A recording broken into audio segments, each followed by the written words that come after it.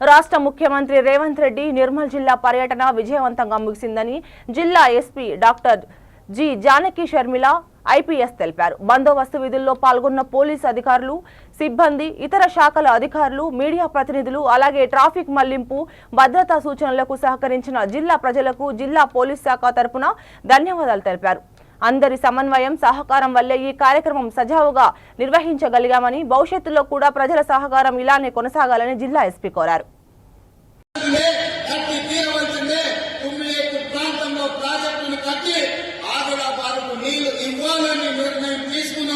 దానికి సంబంధించిన సర్వేలు జరుగుతున్నాయి, నివేదికలు తయారు అవుతున్నాయి. బడ్జెట్ సమావేశాల లోపు ఉత్తమ్ కుమార్ రెడ్డి గారికి సూచన చేస్తున్నా ఈ తుమ్మిడేటి దగ్గర నిర్మించాల్సిన ప్రాజెక్టు సంబంధించిన సంపూర్ణమైన నివేదికలు తయారు చేయండి. ఆదిలాబాద్ రైతాంగానికి సాగునీరు అందించి ఈ ప్రాంతాన్ని ఆదుకుందాం. తుమ్మిడేటి దగ్గర ప్రాజెక్టు నిర్మించుకుందాం.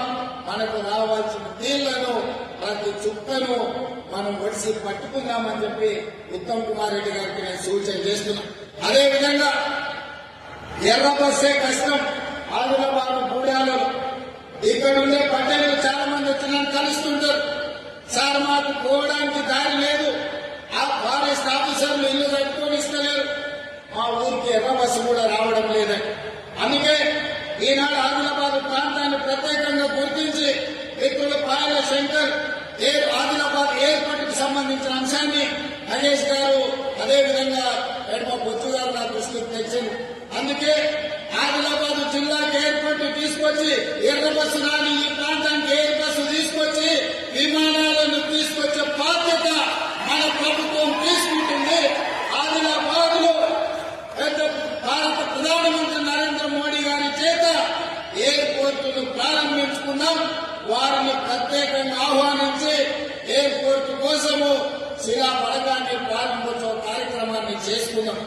ఒక ఎయిర్పోర్ట్ ఉంటే మన ప్రాంతం అభివృద్ధికి పూర్తి స్థాయిలో అనుమతులు రావు. అందుకే ఈ ప్రాంతంలో తెలంగాణ రాష్ట్రంలోనే అతి పెద్ద పారిశ్రామిక వాడను ఆదిలాబాద్ లో చేసుకున్నాం. ఇన్ఛార్జ్ మంత్రి గారికి నేను చెప్పిన ఒక 10,000 ఎకరాల భూమిని ఆదిలాబాద్ లో సేకరించండి. ఈ దేశంలో ఉండే ప్రతి పరిశ్రమను ఆదిలాబాద్ జిల్లాకు తీసుకొచ్చి ఇక్కడి నిరుద్యోగ యువతకు ఉద్యోగ ఉపాధి అవకాశాలు కల్పిద్దాం. ఈ ప్రాంతాన్ని ఒక అభివృద్ధి చెందిన పారిశ్రామిక కేంద్రంగా తయారు చేద్దాం. అప్పుడే ఈ జిల్లాకు వచ్చిన ఎయిర్పోర్ట్, ఈ జిల్లాకు వచ్చిన రోడ్లు, ఈ జిల్లాలో కట్టే సాగునీటి ప్రాజెక్టులు, ఈ జిల్లాలో చదువుల కోసం ప్రారంభించుకునే యూనివర్సిటీలు అన్ని కూడా ఈనాడు అభివృద్ధికి వేదికలుగా మారుతాయి. అందుకే వేదిక